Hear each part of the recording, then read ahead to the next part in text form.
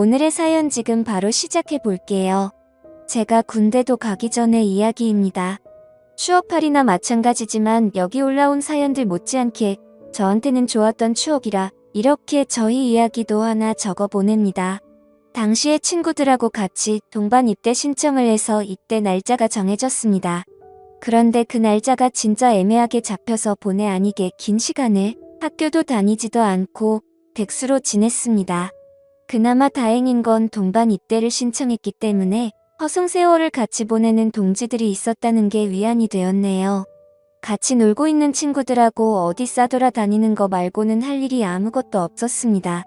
그 시절을 보내본 분들은 다 아시겠지만 혈기는 왕성하고 에너지는 넘쳐나는데 그걸 다 뿜어내기에는 총알이 부족하잖아요. 저 또한 그랬습니다. 그나마 학교 다닐 때는 용돈하라고 집에서 돈도 받고 했는데 휴학까지 해버리니 돈 나올 구석이 하나도 없었지요. 이때까지는 시간이 남았는데 그렇다고 저희 젊음을 아무것도 하지 않고 태워버리기엔 하루가 안타깝던 상황이었습니다. 이러나 저러나 바꿀 수 없는 게 저희 때 날짜였고 그래서 월급 받는 아르바이트도 좋지만 단기로 괜찮게 돈을 벌 수 있는 방법이 있으면 좋겠다 생각했습니다. 그러다 생각한 게 과외였어요. 다른 건 몰라도 제가 수학 하나만큼은 자신이 있었고 학교도 꽤나 이름이 있던 곳이라 대충 전단지 만들어서 집 근처에 있는 아파트 단지까지 해서 몰래 전단지를 붙이고 다녔습니다. 너무 멀리까지는 가기 싫어서 걸어서 10분 내에 있는 곳까지만 하고 말았는데 과외를 시키기엔 또 애매하게 짧은 기간이라 그랬나 연락이 잘 안 왔습니다. 시세보다 싸게 해줄 생각이 있었는데 금액을 적어놓지 않아서 그랬나 연락이 거의 없었습니다. 결국 수중에 돈이 다 떨어질 때까지 저한테는 아무런 연락이 오지 않았고 그래서 그냥 다른 아르바이트 자리나 찾아봐야겠다 자포자기하고 그나마 집 근처 가까운 곳에서 일할 만한 곳이 있나 찾아볼 유량이었습니다. 당구장에서 친구들이랑 죽치고 시간 보내고 있는데 그날따라 담화가 엄청 잘 붙더군요. 한참 집중하고 있는데 전화가 왔습니다. 과외 선생님을 찾는 전화라고. 그렇게 기다리던 전화였는데 당구 치는데 정신이 팔려서 다음 날에 제가 직접 찾아뵙겠다 말하고 주소만 대충 받아놓고 전화를 끊었습니다. 문자로 받은 주소를 보고 갔는데 제가 전단지에 붙여놓은 아파트가 아니더라고요. 거기서 조금 더 구석으로 들어가야 있는 조금 오래된 빌라였습니다. 제 전단지는 어떻게 보고 연락을 준 건지 싶더라고요. 초인종을 누르니 전화에서 들었던 목소리가 들려왔습니다. 목소리만 들었을 때는 몰랐는데 문을 열고 나온 여자를 보니 갑자기 제 온몸에 열이 확 오르고 얼굴이 뜨거워지는 게 느껴졌습니다. 굳이 비교하자면 연예인 누구를 닮은 동그란 계란형 얼굴을 가진 여자였는데 솔직히 과외를 알아볼 정도로 큰 자식이 있는 애엄마라는 생각은 하나도 들지 않는 동안의 미모였습니다. 심지어 주름 하나 보이지 않는 새하얗 곧 투명한 피부에 한참 점심이 지난 시간이었는데도 화장기 하나 없는 얼굴만 봤을 때 대학생인 저랑 둘만 두고 본다면 누가 더 나이가 많은 사람인지 구분하기 힘들 정도라 생각했습니다. 긴장해서 그런가 문 앞에서 서투른 인사를 하고 상담을 해보겠다며 그녀를 따라 집 안으로 들어갔습니다.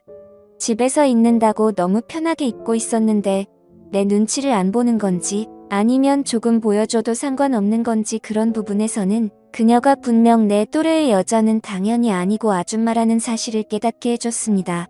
집이 좁아서 저는 소파에 앉았는데 그녀는 저를 마주보고 앉아야 하니 소파 앞 테이블을 두고 바닥에 앉으라고요.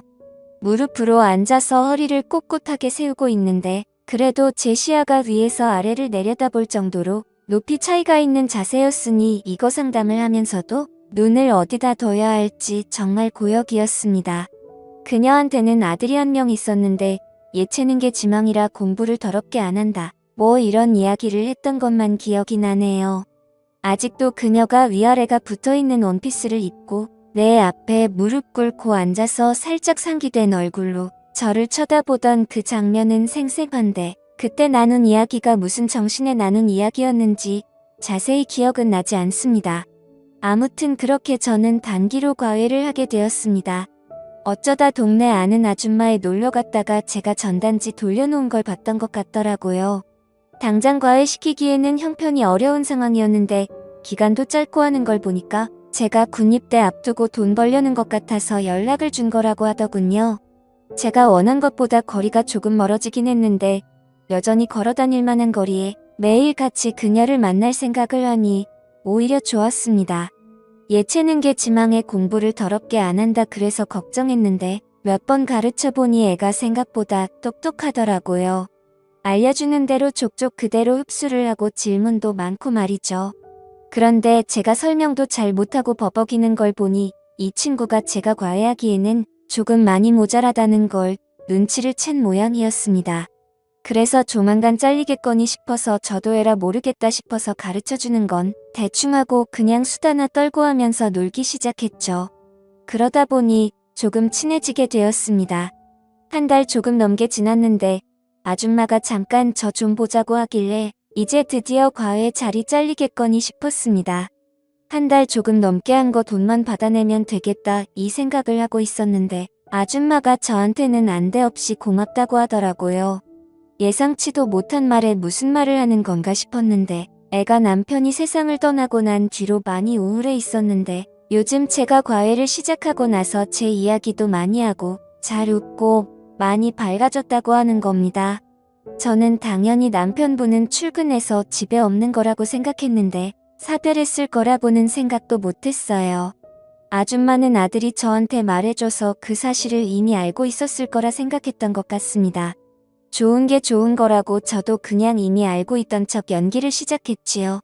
아마 아줌마도 제가 실력이 모자란 건 알고 있는데 애가 마음을 열고 밝아지기 시작하니 그 부분을 높게 샀던 것 같습니다. 그 뒤로도 저는 너무 돈만 꿀고 할 생각하지 말고 좋은 과외 선생은 못 돼도 좋은 멘토는 되어야겠다. 뭐 이런 생각이었는데 수업만 한 게 아니고 같이 밖에 나가서 볼도 차고 PC방 가서 머리도 씻기고 하면서 공부하는 시간 외에도 같이 시간을 보내기 시작했습니다. 그런데 아줌마가 하루는 저녁 식사 좀 하고 가라며 저를 붙잡더라고요. 남의 집에서 식사를 대접받았는데 설거지까지는 아니더라도 뒷정리는 좀 도와줬습니다. 아줌마가 키가 작은 편이었는데 높은 데 있는 그릇 같은 거 꺼내주기도 하고 뒤로 넘어간 거 정리해주기도 했지요. 그 빌라가 평소도 엄청 작은 빌라였어서 부엌 키가 많이 좁은 편이라서 본의 아니게 아줌마와 몸이 닿는 일이 빈번했어요. 처음에는 살짝 닿기만 해도 깜짝깜짝 놀랐는데 언젠가부터는 서로 즐기기 시작한 건지 일부러 대놓고 스치기 시작했습니다. 가령 예를 들자면 싱크대 앞에 식탁이 있고 그래서 싱크대 앞쪽에는 한 사람이 겨우 서 있을 틈 정도밖에 없거든요.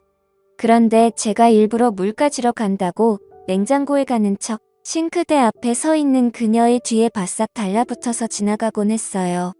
몇 번을 계속 그렇게 하니 조금씩 행동이 대담해지기 시작했습니다. 하루는 그녀가 천장 맨 위에 있는 뭘 꺼내달라고 하더라고요. 그래서 제가 알겠다 말하고 그녀를 마주보고 서서 어깨를 감싸 안듯 껴안은 뒤 까치발을 들어 맨 위에 있는 걸 꺼내서 내렸습니다. 중심 잡기 위해 지탱하는 것처럼 꾸미긴 했지만 누가 봐도 제가 그녀를 껴안으려고 수작을 부린 것과 마찬가지였지요. 그런데 언젠가부터 아줌마도 제가 일부러 저런다는 걸 알고는 그런 저를 받아주기 시작하더군요. 동안이라 화장이 따로 필요 없을 정도로 아름다운 그녀였지만 언젠가부터 제가 수업 때문에 방문을 하면 머리도 정돈되어 있고 입술도 빨갛게 칠해놓고는 화장을 하고 저를 맞이하기 시작했습니다. 그리고 매번 수업이 끝나면 저녁까지 먹고 가는 게 저의 일상이 되었지요. 그녀가 저한테 잘 보이기 위해 화장을 하고 있는 건가 궁금해져서 과외 끝나고 빌라 골목에서 기다렸던 적도 있는데 그녀가 딱히 밖에 나오거나 하지는 않더라고요. 순전히 저 때문에 그러는 거라는 걸 딱 눈치채게 되었습니다. 그러던 어느 날이었는데 수련회 일정 때문에 수업이 따로 없던 상황이었습니다. 일부러 그런 건 아니고 그때 저도 입대 날짜가 하루하루 가까워지면서 정신이 없어서 까먹었던 거예요. 그날따라 집을 나섰는데 나온 지 5분도 안 돼서 비가 주룩주룩 내리더군요. 집에서 가까운 거리였던지라 돌아가나 아줌마 집으로 가나 시간 걸리는 건 거의 비슷해서 그냥 후딱딱 뛰어갔습니다. 그런데 빗줄기가 상상 이상으로 거세지기 시작했고 쫄딱 젖어버리게 되었습니다. 그 집에 도착해서 초인종을 눌렀는데 아줌마가 저를 깜짝 놀라면서 맞이하더라고요. 수업이 없었으니 그녀도 제가 올 거라 생각을 안 하고 있었고 오랜만에 화장도 안 하고 있었습니다. 화장한 모습도 예쁘지만 저에게 익숙한 건 자연스러운 그 모습이었기에 오히려 오랜만에 그런 그녀를 마주하니 더 설레기 시작했습니다. 수업이 없어서 그냥 돌아가도 되었지만 그녀는 비에 잔뜩 젖어버린 저를 보더니 들어오라고 하더라고요. 비라도 말리라고. 안 그러면 감기 걸린다고요. 급하게 갈아입을 옷이라고 꺼내줬는데 제가 입기에도 사이즈가 넉넉한 게 아마 죽었다는 남편이 입던 옷인 것 같았습니다. 굵은 빗줄기가 창문을 때리는 소리만 들릴 뿐 그 집 안에서 그녀와 저는 서로를 응시한 채 아무 말도 나누지 못하고 있었습니다. 2시간 정도 후에 소나기가 그치고 집 안으로 햇살이 들어서기 시작했을 때는 그녀는 그녀의 방 안에서 제 팔을 베고 누워 있었습니다. 결국 저는 그녀와 사랑에 빠지게 되었던 거죠. 그렇게 군대 입대 직전까지 함께 붙어 있었고 군대 다녀와서 꼭 다시 돌아오겠다. 아빠가 되지는 못해도 최선을 다하겠다 작별 인사를 했는데 그녀의 표정이 감동을 한 건지 엄청 의외라는 표정이었습니다. 당연히 저는 그녀가 저를 기다릴 줄 알았는데 입대 후 첫 휴가를 나오고 군복을 입은 늠름한 모습을 보여주고자 그녀 집에 찾아갔는데 초인종을 누르니 웬 모르는 사람이 튀어나오더군요. 전에 살던 분은 어디 갔냐고 물으니 저한테는 말도 없이 이사를 떠났던 겁니다. 마지막 날 보여줬던 당황스러운 표정은 저를 기다리겠다는 뜻이 아니고 부담스럽다는 표정이었나 봅니다. 이렇게 저의 첫사랑의 추억은 끝이 납니다. 아직도 소나기가 오면 축축한 빗소리에 가장 먼저 떠오르는 게 그녀입니다. 아마 저도 오래된 기억이기에 그녀가 더 아름답게 제 머릿속에 자리 잡았을 수도 있다고 생각합니다만 아직도 그때의 향기 그때의 분위기를 생각하면 제 인생에 2번은 없을 좋은 추억이라는 생각이 드네요. 오늘의 사연은 여기까지네요. 긴 사연 끝까지 들어주셔서 감사합니다. 구독과 좋아요 잊지 말아주세요.